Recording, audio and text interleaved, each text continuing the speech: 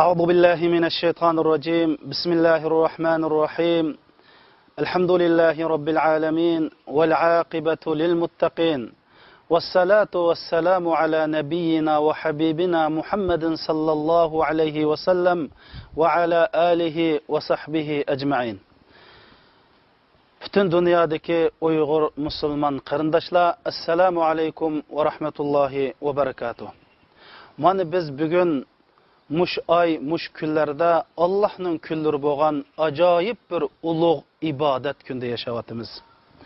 Her bir mümin Müslüman bu küllerini nahayeti ganimet buluşu ve Allah'a yaraydıgan en yaxşı ibadetlerini kılışı nahayeti mühim. Bu ayının uluğluğu şundaq uluğ ki, bunu Resul Ekrem sallallahu aleyhi ve sellem hadislerde tövendikidek bayan kılgan. Resul Ekrem sallallahu aleyhi ve sellem şundaq deydi. Men sâme Ramadana imanen ve ihtisaben fakat gufira lehu ma taqaddeme min zambi. Yani kimi ki muşu Ramazanda Allah rizalık üçün ecrini fakat Allah'tan kütüp roz tutsa, bu adamның burunqi kılıngan barlıq günahları keçirildi deydi. Yani bir hadis-i şerifte Resul Ekrem sallallahu aleyhi ve sellem şundaq deydi. Men qama Ramadana imanen ve ihtisaben faqad gufira lehu ma taqaddama min zambi. Kimi ki Ramazan aylarında keçiller qopup namaz okusa, yani taravih okusa, bu adamның burun qılgan günahları keçirip ötüldi deydi. Yani bir hadis-i şerifte Resul Ekrem sallallahu aleyhi ve sellem şundaq deydi. Men qama leyletil qadr imanen ve ihtisaben gufira lehu ma taqaddama min zambi. Yani kimi ki Leyletil Qadr keçilleri qopup namaz okup tuğan bolsa, bu adamның bütün burun qılgan günahları keçirilip ketedi deydi. Biz yuqarqı hadislerden bu ayda mümin üçün günahlarını tilib aldığan, Allah'a ibadet qılıb aldığan, Allah'a öz bendiçiligini Allah yaxşı gördüğün ibadetlerini ifadaleydigan en yaxşı fursat deganlik chiqdi qarindoshlar. Mana bu kunlarda nurg'un odamlarning ismlari do'zaxdan azod qilingan kishilarning qatoridan o'rin oladi. Rasul Akram sallallohu alayhi va sallamdan naql qilgan sahih hadisda shunday deyildi.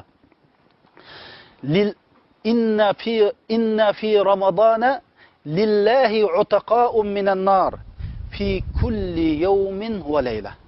Ramazan günlerinde, Ramazanның keçillerinde, gündüzlerde Allah'ın do'zaxdan azat kıldığan bendeler var deydi. Yani bu günlerde mening, sizning yoki qarindoshlarımızning birasining ismi do'zaxdan qutulgan kishilarning qatoriga yozilib qolsa ajab emas qarindoshlar. Endi bu hadisdami bu Ramazanning mayli kechisi bo'lsin, mayli kunduz bo'lsin, ajoyib, ulug' ajoyib bir kun ekanligini bilib olaymiz. Resul Ekrem sallallahu aleyhi ve sellem'den İbn Umar naql qilgan hadis şerifte mundaq deyilgan. Bu Ramazan aylarida bereketler yağıdı. Ve yenzilur rahme deydi. Allah'ın rahmetleri nazil buludu. Ve yahuttul hataya deydi. Bu kunlarda insanların günahları keçirildi. Ve yetefâkharu bikumul melaike. Allah subhanahu ve taala sizler bilen feriştler oturusida faxrlandi deydi. Ve sizlerning mushu ayda yaxshi amal qilib o'zaro musobaqa qilishinglarga Allah kutadi deydi. Yani Allah shunun qaraydi. Fa'aruni min anfusikum khayra. Unda bo'lgan ekan, sizlar Allah subhanahu va taolaga eng Allah yaxshi ko'rgan yaxshi ibodatlarni qilib, Allohga o'zingni ko'rsatib qo'yinglar deydi qarindoshlar. Unda bo'lgan ekan, biz bu oyda Allah eng yaxshi ko'radigan ibodatlarni qilishimiz kerak. Endi bu Ramazan ayı bo'lsa Qur'on o'qish ayi, Ramazan bo'lsa qiyomul layli tahajjud namoz o'qish ayi, Ramazan bo'lsa Qur'on ayi, Ramazan bo'lsa ro'za tutish ayi, Ramazan zikri tilovat eng itkob qilish ayi. Mana bu Rasululloh bu oylarda mushundaq ibodatlarni qilgan. Endi men bugun sizlarga bu Ramazan va bizning ibodatlarimiz degan bu temada eng muhim Rasululloh eng yaxshi ko'radigan, Allah yaxshi ko'rgan ibodatlarning qatoridan sanagan va Allah eng yaxshi degan bir hadisni sunmoqchi qarindoshlar. Allah yaxshi ko'rgan amalni bayonqa bir hadis sunmoqchi. Men sizlarga deyman qarindoshlar. Ramazonda Qur'on o'qish, Qur'on tilovat qilish eng go'zal ibodat. Qiyomul layl qilish go'zal ibodat, ro'z go'zal ibodat, sadaqat berish, topgan pulni Alloh yo'lida xashlash eng go'zal ibodat. Shu go'zal ibodatning ichida eng go'zal ibodat mushu ummatning, mushu dinning g'amini yeyish eng go'zal ibodat. Mushu millatning mushu musulmonlarning beshiga kelayotgan g'am bilan g'amkin bo'lish. Ummatim ezilyotdi. Ayollarimiz dafsanda qilinyotdi. Musulmonlar dafsanda qilinyotdi. Deb mushuning g'amini yeyish bo'lsa eng isl ibodat. Endi mushu musulmonlarning beshiga tushgan kunni ko'tarib o'tish uchun harakat qilganligimiz uningdan ulug' ibodat.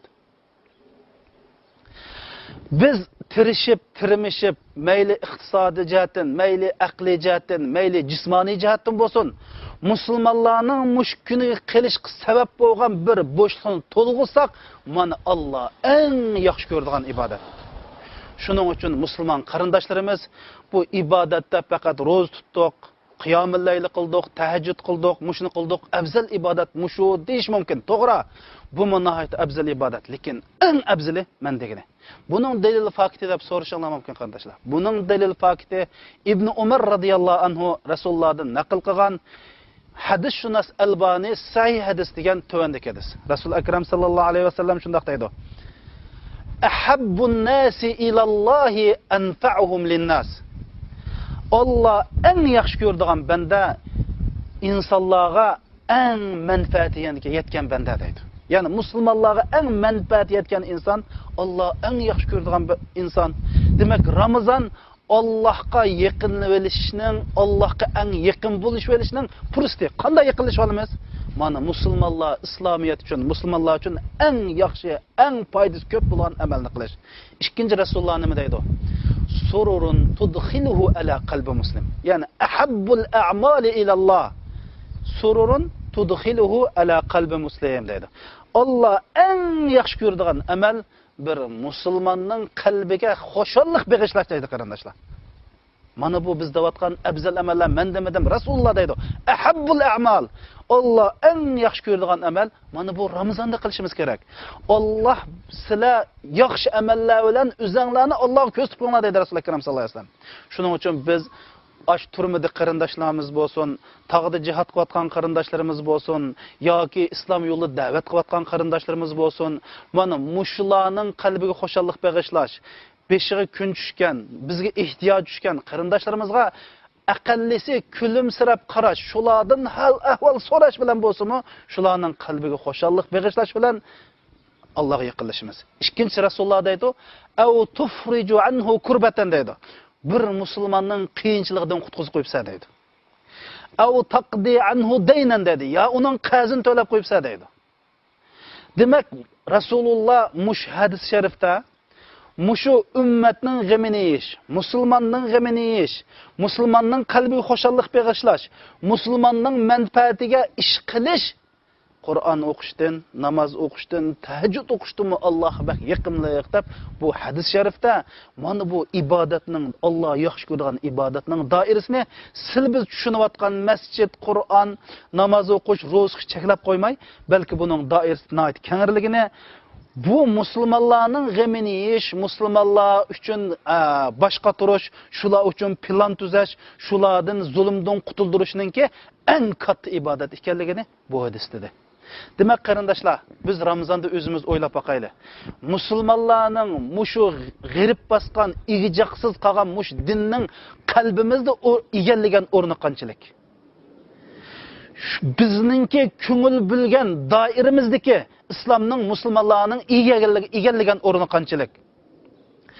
Biz 24 soat ichida mushu din uchun, mushu ezilayotgan, xo'rlanayotgan musulmonlar uchun qanchalik kuch chiqaryapmiz? Mushnunga qarab siz Allohga qanchalik ibodat qilayotganligingizni bilib olasizsiz.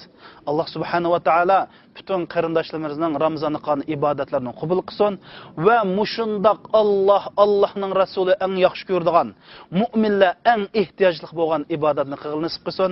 Alloh subhanahu va taolo eng yaxshi ko'radigan ibodatni qilishga bel iroda bog'lay oladigan va amaliy ish harakat bilan ifodalaydigan, Ramazonni Allohga yaqinlashishning eng yaxshi fursati deb bildigan qarindoshlarimizdan qilsin. Assalomu alaykum va rahmatullohi va barakatuh.